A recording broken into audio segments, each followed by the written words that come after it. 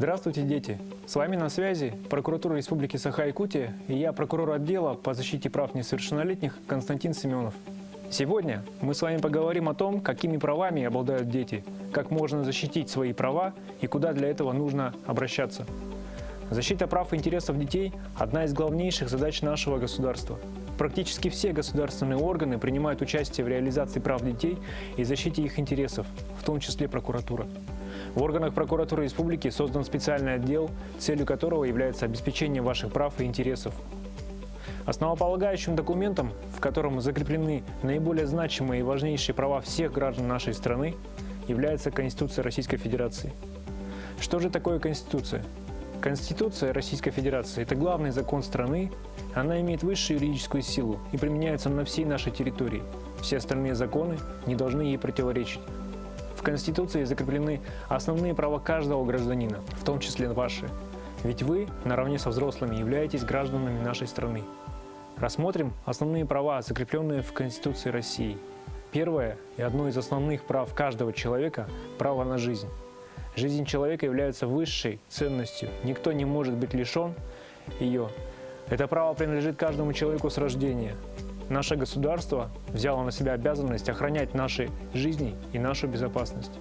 Для этого созданы специальные государственные органы, которые следят, чтобы никто не нарушал закон, а те, кто нарушил, были привлечены к ответственности. Второе право – право на охрану здоровья и медицинскую помощь. Медицинская помощь в государственных и муниципальных поликлиниках оказывается нам с вами бесплатно. Наше государство обязуется оказывать нам медицинскую помощь в случае, если мы заболели и обратились в медицинскую организацию.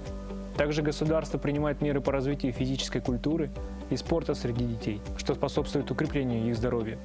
Занятия спортом – это всегда сила, красота, энергия, хорошее настроение и хорошие оценки в школе.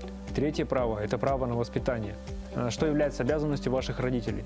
В случае, если родители по разным причинам не могут воспитывать своих детей, государство берет на себя их обязанности и занимается воспитанием самостоятельно. Четвертое право заключается в следующем. Каждый человек имеет право на достоинство личности. Это значит, что никто не вправе вас оскорблять, ругать, унижать, обзывать обидными словами и кричать на вас. Ни при каких обстоятельствах.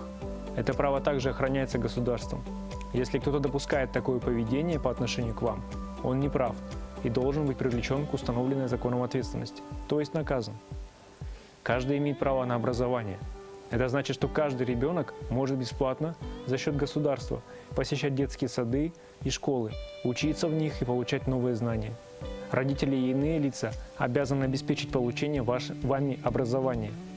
По окончанию школы вы можете поступить в высшее учебное заведение для получения высшего образования, которое необходимо для того, чтобы найти хорошую работу. Но для того, чтобы поступить в высшее учебное заведение, нужно пройти конкурс и доказать, что в школе вы учились лучше других.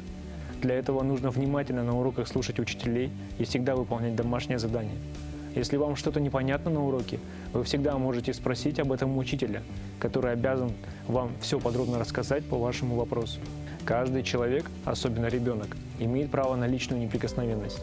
Это значит, что никто, даже родители, не вправе вас бить, щипать, толкать, пинать, бросать, силой удерживать в помещении, иным способом специально делать вам больно.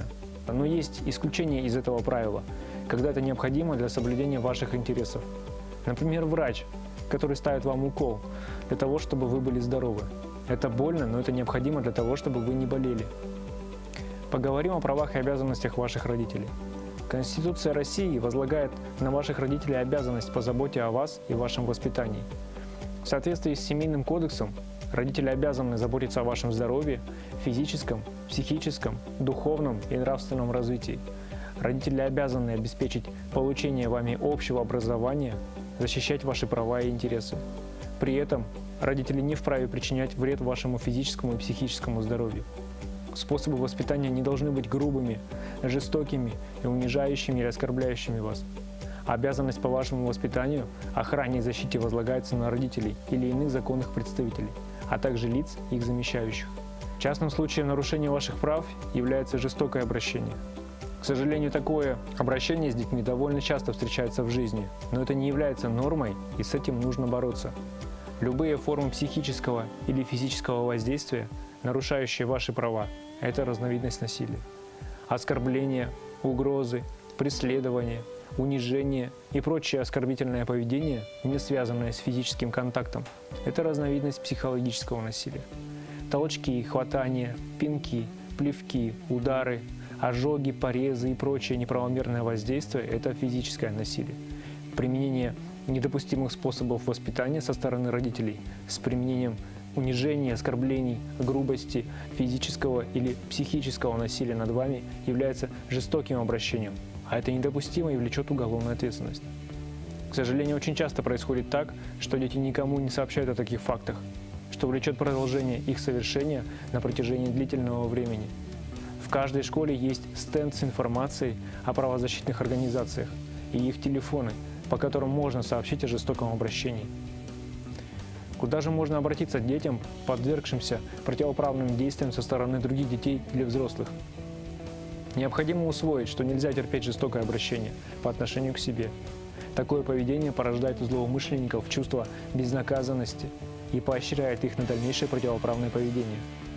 О любых фактах насилия, в том числе со стороны родителей, вы всегда можете сообщить классному руководителю или другим учителям, с которыми у вас складываются доверительные отношения, в правоохранительные органы, в том числе и в прокуратуру. Помните, что учителя в школе не только обязаны вам дать новые знания, но и обязаны защищать вас и ваши права, всегда действовать только в ваших интересах. Если учителям становится известно о противоправном поведении в отношении детей, в том числе внутри семьи, они обязаны оказать вам помощь и передать данную информацию в правоохранительные органы, в том числе прокурорам, для защиты ваших прав. Если у вас имеются проблемы в отношениях с одноклассниками, со сверстниками, иными учениками в школе, конфликты с учителями, вы всегда можете обратиться за помощью к школьному психологу, социальному педагогу, с которыми вас должны познакомить в начале учебного года.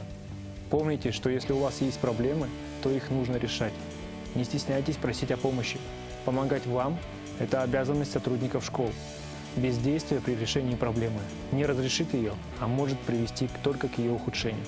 Спасибо за внимание. Всего доброго.